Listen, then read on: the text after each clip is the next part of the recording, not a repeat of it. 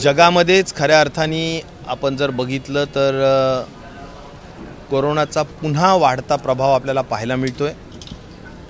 China lockdown झालेलं आहे, जपानमध्ये खूप वाढलेले आहेत, साऊथ कोरियामध्ये खूप वाढलेले आहेत, ब्राझील आणि अमेरिकेमध्ये खूप वाढलेले आहेत। या सगळ्याच देशांचा एकंदर पुढच्याला ठेच मागचा सावध असं मराठीतली जशी म्हण आहे त्या पद्धतीनं आपण अत्यंत सतर्क राहण्याची आवश्यकता आहे। कारण मला आठवतं आहे की 8 मार्चला ज्यावेळी पहिला रुग्ण दुबईवरून म्हणजे बाधित होऊन आला आणि ते पती पत्नी पुण्यापर्यंत त्यांनी ट्रॅव्हल केलं आणि पहिला रुग्णाचं महाराष्ट्रात हा देशामध्ये नंबर 1चं राज्य राहिलं, सगळ्यात जास्त संक्रमित झालेलं, सगळ्यात जास्त प्रभावित झालेलं कोरोनाच्या माध्यमातून। तर या सगळ्या गोष्टींचा अनुभव आपल्याला आहे आणि म्हणून आता हा जो काही व्हेरियंट असेल त्या व्हेरियंटची मला जे ऐकिवात आहे की त्याचं इन्फेक्शियस रेट किंवा त्याला इन्फेक्टिव्हिटी रेट म्हणतो आपण, ती प्रचंड मोठी आहे आणि म्हणून आपल्याला खूप जागरूक राहायला पाहिजे। या सगळ्या दृष्टिकोनातून केंद्र शासनाच्या आरोग्य विभागाची जी काही ॲडवायझरी असते त्या ॲडवायझरीचं तंतोतंत पालन करणं हे मला वाटतं सगळ्यात महत्त्वाची बाब आहे। आणि त्या दृष्टीनं मी कालच राजेश भूषण जे प्रधान सचिव आहेत आरोग्य विभागाचे, त्यांचं पत्र माझ्या व्हॉट्सॲपवर सुद्धा आलं होतं, मी बघितलं आणि त्याच्यात त्यांनी जे काही पूर्वीचा अनुभवाच्या माध्यमातून ज्या उपाययोजना सांगितल्या त्यात 5 महत्त्वाचे पॉईंट्स आहेत। पहिला जसं ट्रॅकिंग, टेस्टिंग, ट्रीटमेंट, त्याला 3T म्हणतो आपण। नंतर चौथा येतो तो वॅक्सिनेशन आणि 5वा येतो तो कोविड ॲप्रोप्रिएट बिहेवियर म्हणजे कोविड अनुषंगिक वर्तणूक। या 5 खऱ्या अर्थाने मुद्द्यांवर आपल्याला कोविडच्या अनुषंगाने काम करणं गरजेचंच आहे, त्याचा आपल्याला पूर्व अनुभव आहे। आणि त्याचबरोबर या सगळ्या पार्श्वभूमीच्या आधारावरच मला हे सांगायचं आहे की आता जे PSA प्लांट्स आहेत मोठ्या पद्धतीनं आपण बनवलेले होते, तालुका स्तरावरील ग्रामीण रुग्णालयापर्यंत आपण ऑक्सिजनचे प्लांट्स बनवलेले होते। हे सगळे प्लांट्स सुस्थितीत आहेत का नाही ते सुद्धा तातडीनं तपासणं, त्यांचं मेंटेनन्स करणं हे सुद्धा गरजेचं आहे। मेडिसिन्स या ट्रीटमेंटच्या अनुषंगाने आज माझी जी माहिती ती निश्चित प्रकारे खूप मोठ्या पद्धतीनं कमतरता आहे, ती मेडिसिन्सची कमतरता असता कामा नये ह्या बाबतीतली सुद्धा खबरदारी तातडीनं घेणं आवश्यक आहे। आणि आता जे काही बाहेरून येणाऱ्या लोकांचं केंद्र शासनाच्या सूचनेवरून एअरपोर्टवर टेस्टिंग सुरू केलेलं आहे, ती चांगली बाब आहे, ती स्वागतार्ह आहे। आणि मला असं वाटतं की या सगळ्या गोष्टीनं जसा एक स्टेट टास्क फोर्स होता, मी आज ऐकतोय की माननीय मुख्यमंत्री उपमुख्यमंत्री सगळेजण या कोविडच्या अनुषंगाने बैठक घेत आहेत, तर तशा पद्धतीनं टास्क फोर्स गठीत करणं आणि पूर्वीच्या अनुभवा लक्षात घेऊन अधिक चांगल्या पद्धतीनं आपल्या सगळ्या महाराष्ट्राच्या जनतेची सुरक्षितता करणं मला वाटतं ही महत्त्वाची बाब आहे। आणि सगळ्यात महत्त्वाचं काय असेल तर आज कोणीही जर पॉझिटिव्ह होत असेल किंवा पॉझिटिव्ह झालेला असेल, त्याचा टेस्ट झाली आणि तो पॉझिटिव्ह डिटेक्ट झाला तर त्या व्यक्तीचं आयसोलेशन अतिशय कार्यक्षम आणि परिणामकारक पद्धतीनं व्हायला पाहिजे। आणि दुसरी बाब अशी आहे की त्याचा व्हेरियंट कोणता आहे तो जिनोमिक सिक्वेन्सिंगच्या माध्यमातून तपासलं पाहिजे। कारण कोणता व्हेरियंट आहे हा जोपर्यंत आपल्याला कळणार नाही तोपर्यंत आपण जे काही वॅक्सिनेशन झालेलं आहे त्या वॅक्सिनला हा व्हेरियंट एस्केप करतो का किंवा काय आहे, ह्या सगळ्याच बाबी ज्या काही आहेत त्या लक्षात येतात। त्यामुळे जे काही ॲडवायझरी आलेली आहे त्याच्यामध्ये जिनोमिक सिक्वेन्सिंग करणं गरजेचं सांगितलेलं आहे। ह्या सगळ्या गोष्टी अतिशय मला असं म्हणायचं की खूप सिरियसली घेऊन होणं गरजेचं आहे। त्या दृष्टिकोनातून राज्य शासनाच्या आरोग्य विभागाचे बरेचसे आता अधिकारीसुद्धा बदलाबदली झालेली आहे, काही नवीन लोक आलेले आहेत, काही रिक्त जागा आहेत, ह्या सगळ्या जागा फटफट भरल्या पाहिजेत आणि चांगल्या पद्धतीचे या दृष्टिकोनातून सतर्कतेने लक्ष घातलं पाहिजे। सर हिंदी में बताइए,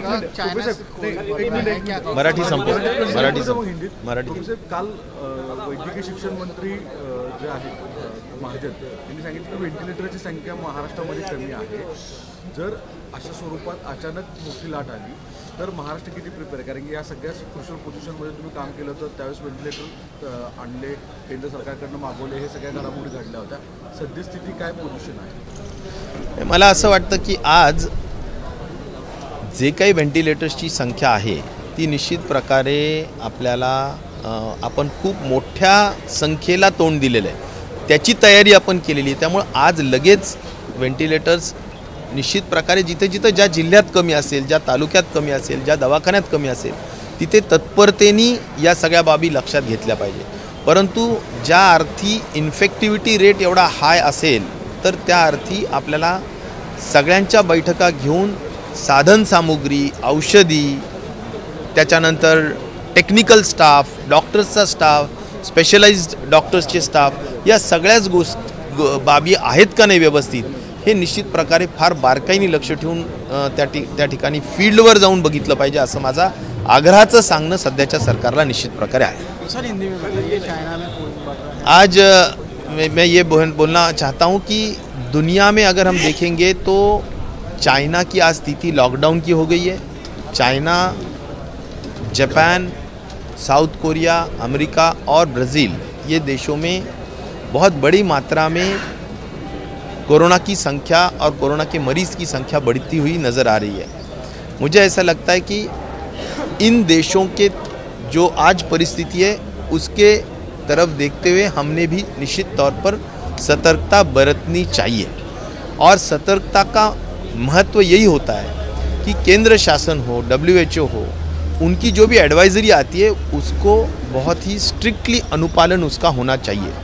जैसा कि 5-fold प्रोग्राम दिया गया है: ट्रैकिंग, टेस्टिंग, ट्रीटमेंट, वैक्सीनेशन और कोविड अप्रोप्रिएट बिहेवियर. इसके अनुषंगिक हमने काम करना ज़रूरी है.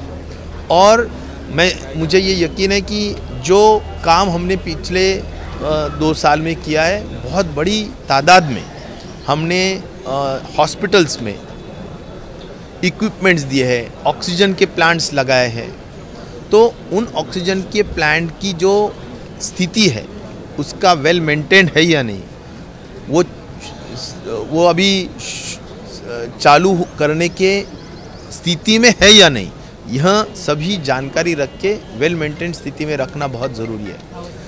मुझे आज जो यहाँ पर पता चल रहा है कि मेडिसिन्स निश्चित तौर पर कम नज़र आ रहे हैं हर हॉस्पिटल्स में, उसकी मात्रा भी बढ़ानी चाहिए. स्टेट टास्क फोर्स एक नए तरीके से गठित होना चाहिए. और जो भी लोग पॉजिटिव आज आ रहे हैं उन पॉजिटिव लोगों को सीक्वेंसिंग, उनका जीनोमिक सीक्वेंसिंग होना भी ज़रूरी है. और यही एडवाइज़री केंद्र शासन के स्वास्थ्य विभाग की है. उस एडवाइज़री के तहत राज्य शासन के स्वास्थ्य विभाग ने और राज्य सरकार ने काम करना ज़रूरी है.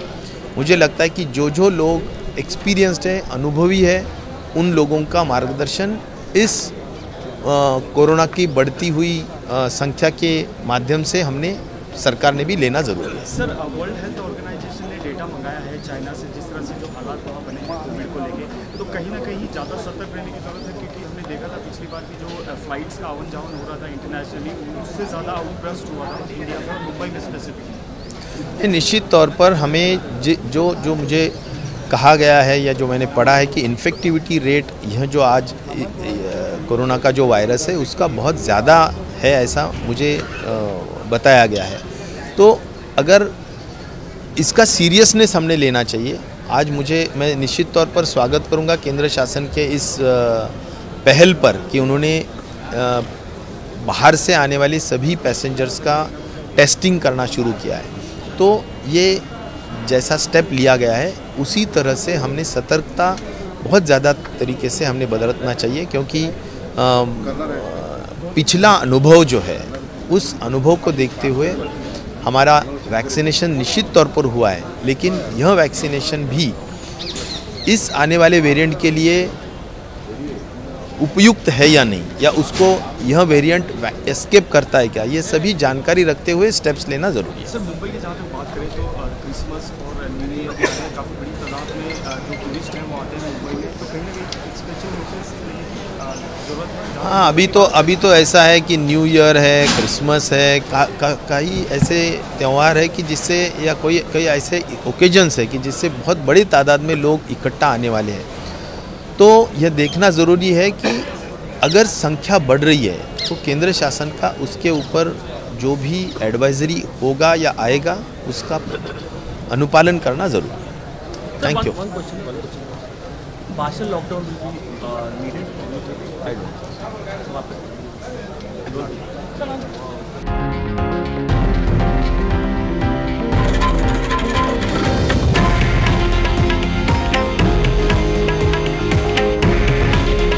हे आहे देशातील नंबर 1 न्यूज नेटवर्क आणि आपण पाहत आहात TV9 मराठी। काळजी तुमची, हित महाराष्ट्राचं।